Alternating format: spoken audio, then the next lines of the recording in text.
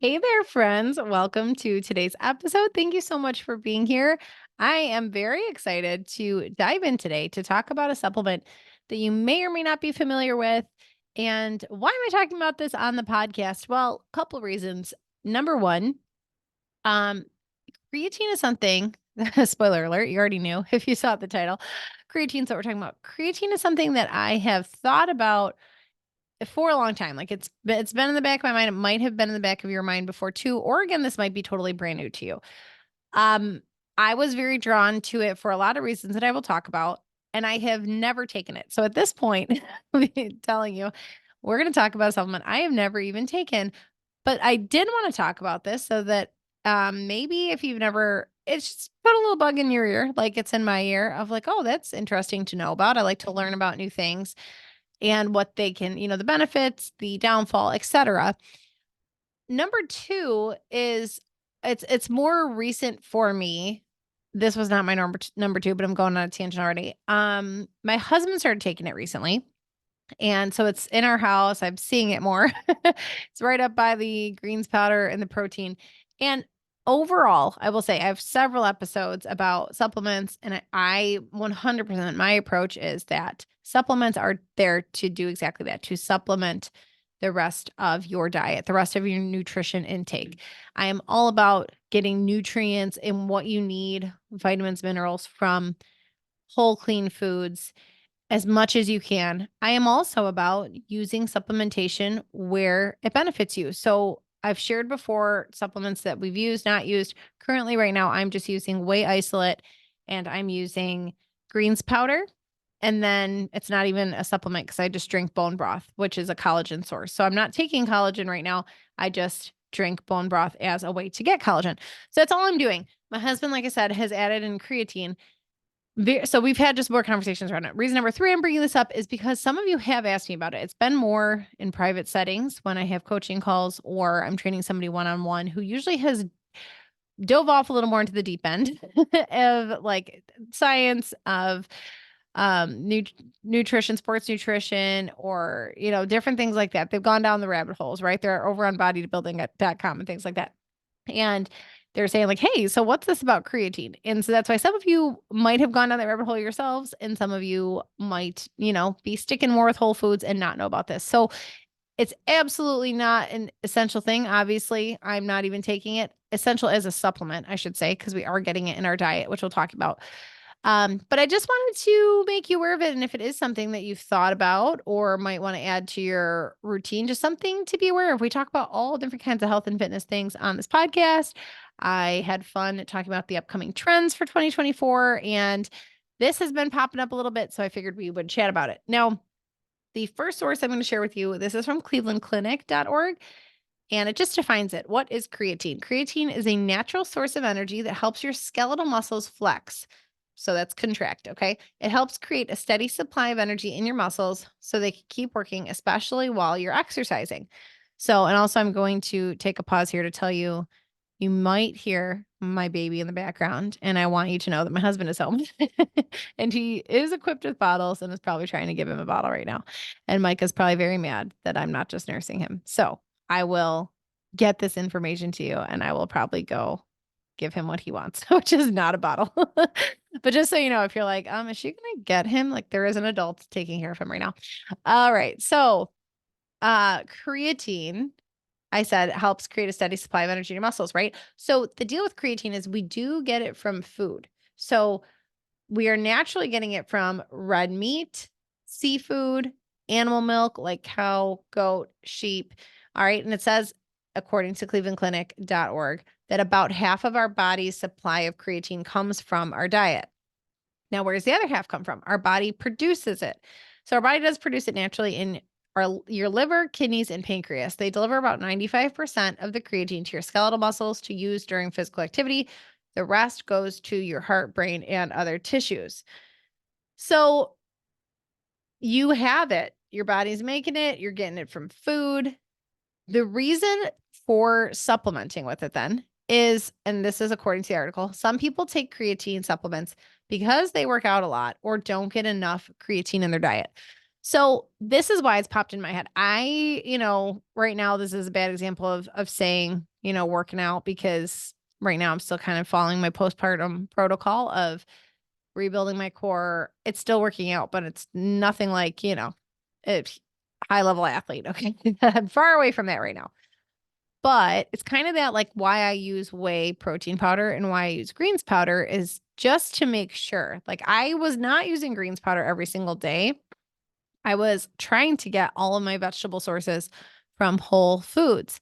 However, this is, seasonally, I don't have romaine and spinach just outside to go pick. In the summer, we eat a ton of salads. We were drowning in salads this past summer, and I love it because I grow it in the yard. I can just go pick it, and it's great. Fantastic.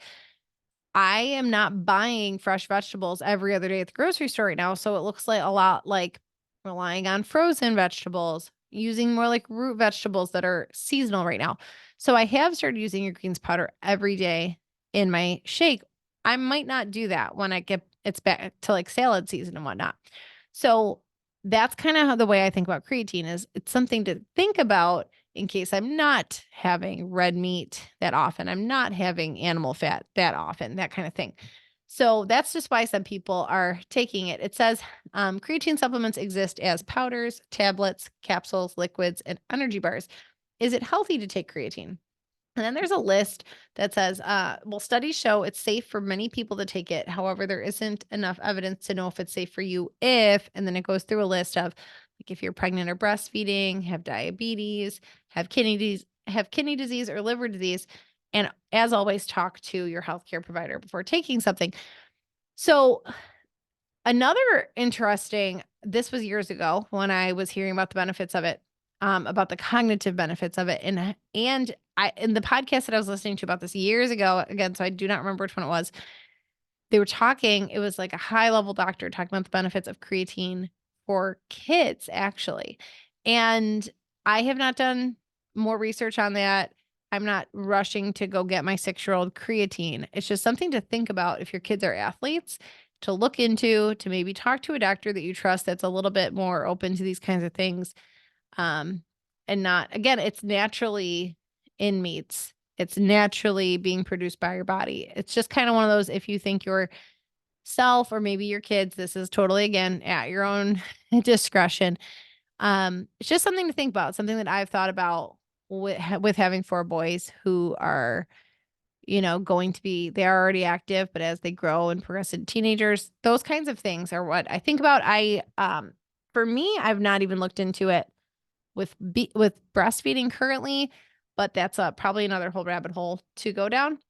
Now, why I was so drawn to this years ago, beyond, okay, so yes, you could take it to essentially maybe get some benefits to enhance your workouts and to feel stronger in your workouts and those kinds of things. But why I was very drawn to it years ago when I heard about it on a podcast is this is still according to clevelandclinic.org. Studies suggest creatine supplements may help brain function in people 60 and older. This includes short-term memory, reasoning, and neuroprotection, keeping groups of nerve cells safe from injury or damage. And it said researchers are still studying whether creatine supplements may help people with cognitive, mental conditions, including dementia. I'm sure I've shared on the podcast before that my grandma has dementia.